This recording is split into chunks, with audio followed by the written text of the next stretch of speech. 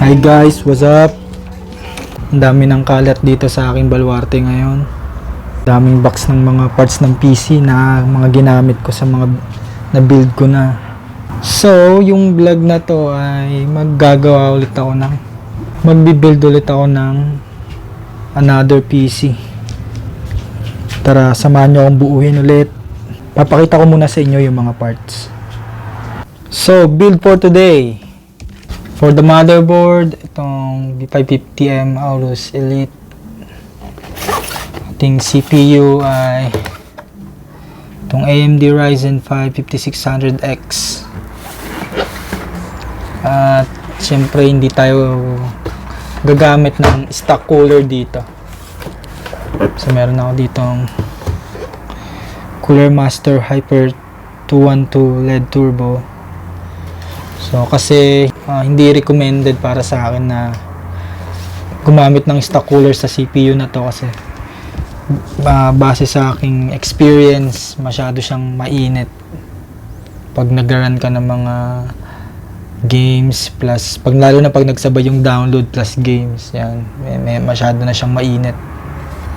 Pinili kong CPU cooler is at least magandang okay na brand plus pinakamura.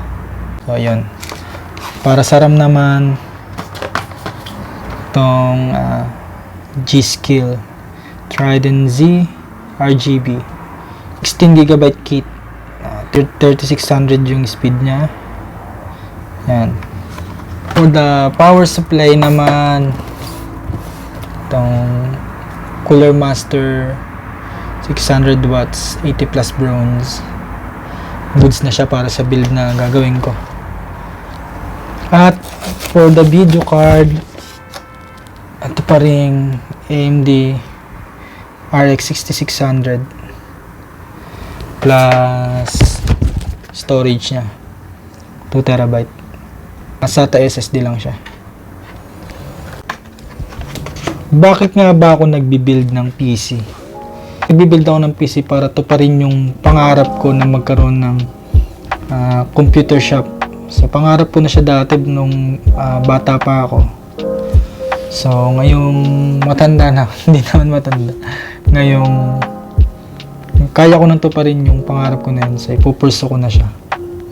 Ako kasi naniniwala ako na hindi pa deads yung computer shop business. Kailangan lang siguro maging updated sa ngayon. Sa gaming industry ngayon. Para maging mabenta pa rin yung computer shop. Siguro kailangan lang mag-strive, mag-innovate. Siyempre kahit na uso na yung mga cellphone games, siyempre meron pa rin may offer yung computer na hindi mo kayang gawin sa cellphone. At siyempre, iba pa rin yung mga memories na nabubuo natin sa computer shop, diba? Nagkakaroon tayo ng community, new friends, bonding, na yan, make memories na dadalhin mo hanggang pagtanda mo. So yun, tara, samahan nyo na akong i-build to. Let's go! So disclaimer lang guys, no, hindi naman ako pro pagdating sa dito sa pagbi-build ng PC, pero may alam lang. Pwede na rin siguro maging beginner's guide tong gagawin kong pag-build. Diba?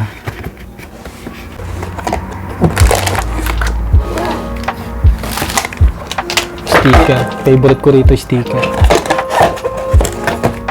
Yan. Pag nagbi-build ako, syempre, inuuna ko tong motherboard.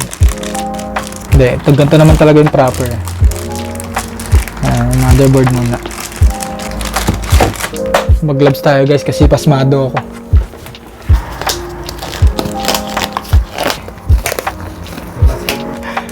Kasara nga, di ka ba doon ng pinto? Thank you. So, this is our motherboard. Kailangan tanggalin to. Next, yung CPU natin.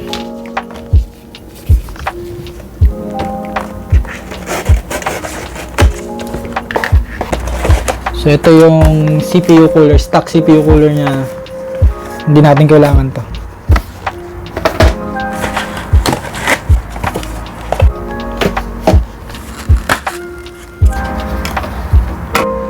kailangan dito, specifically dito sa Ryzen, sa AMD CPU, meron siyang arrow dyan, yan o.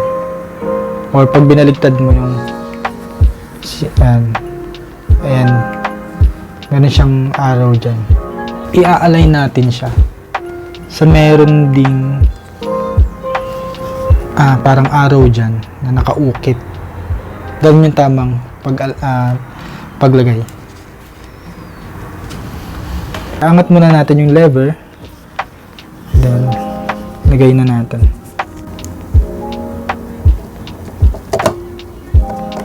Yan. Okay, ganun lang kasimple. And then next, kailangan natin tanggalin tong dalawang parang pinaka-bracket ng old school cooler ng AMD.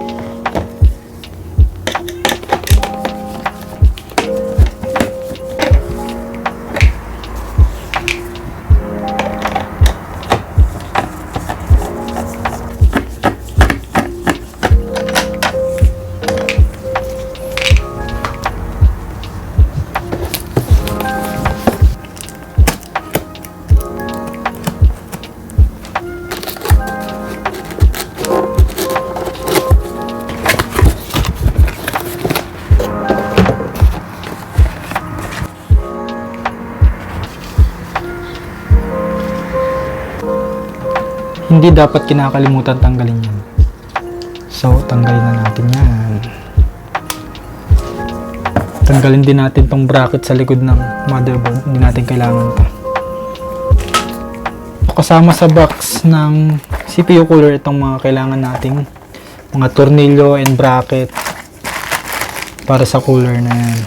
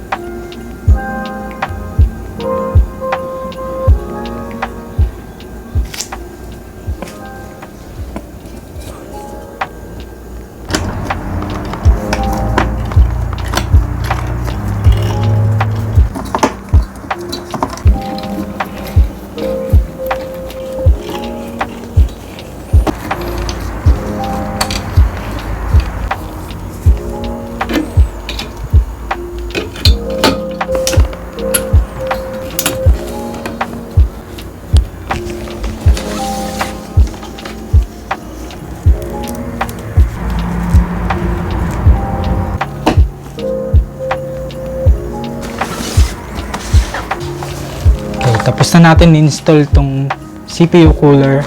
Pwede na natin ikabit tong RAM.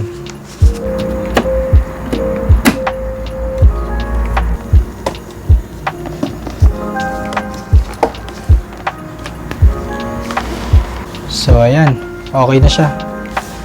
Pwede na siyang ilagay sa PC case. Tabi ko muna to.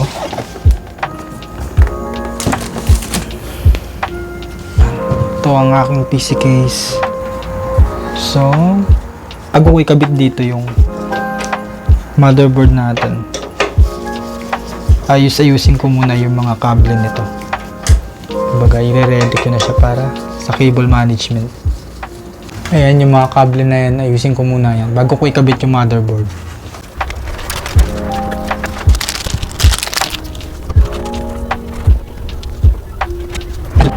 Kakabit ko na rin tong power supply.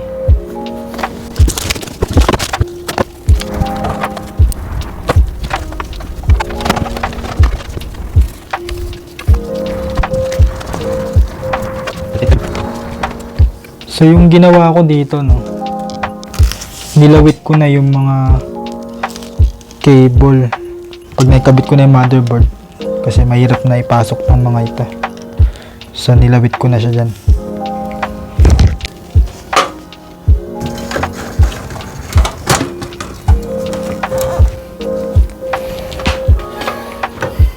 Yan. Walang magnet yung screwdriver ko. Wala nag-magnet, maiksi pa.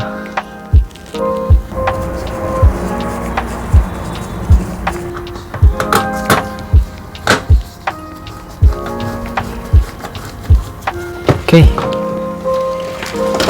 Kakabit ko na rin yung mga para sa front panel na. Front panel means para magkaroon ng function itong mga button dito ng case, itong power, itong mga USB rito, itong headset, yun.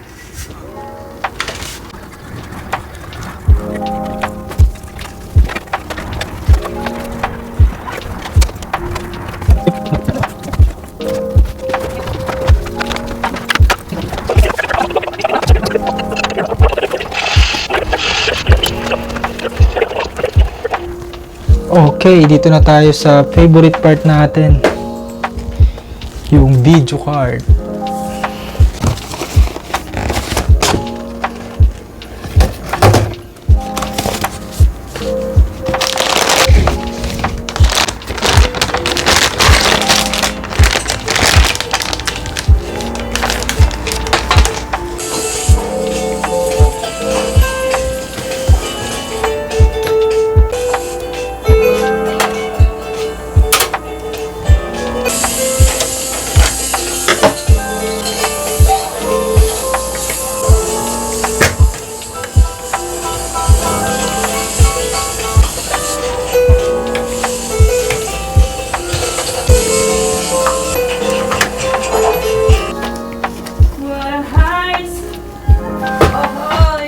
So yun guys,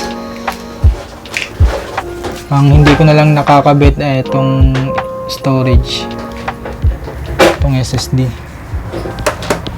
Kabit na natin yan.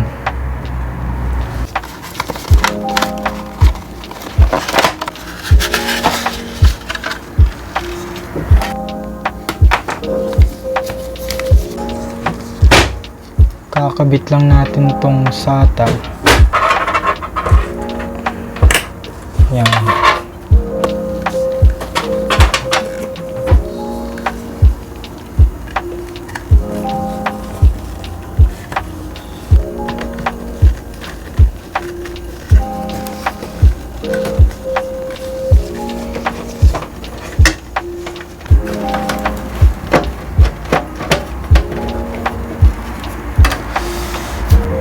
Yan, tapos na siya guys. Nalagay ko na rin yung SSD. Sasarado ko na lang siya at konting cable management lang, then okay na siya. Let's go. At ayun na nga, yung konting cable management ko tapos na. So yan, ganyan lang siya.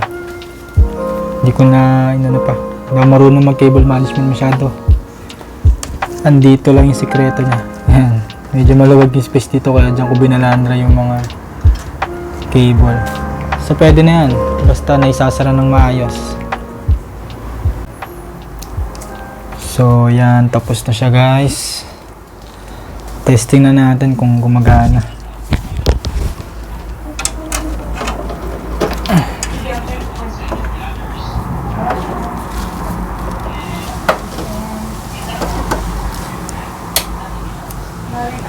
Moment of truth.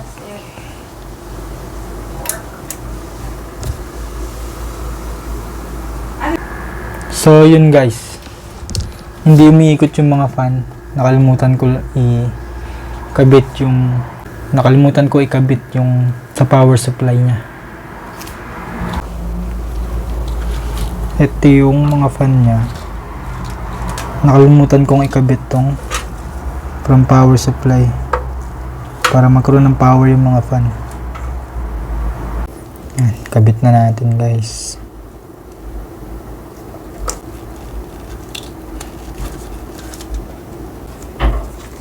Okay, goods. Pasok ko na ulit ito sa hideout niya.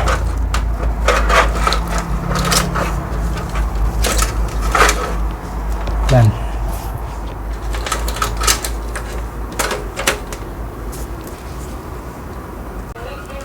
Okay, take 2. Testing ulit natin guys kung okay na siya. Oops. Okay, let's go. Alright.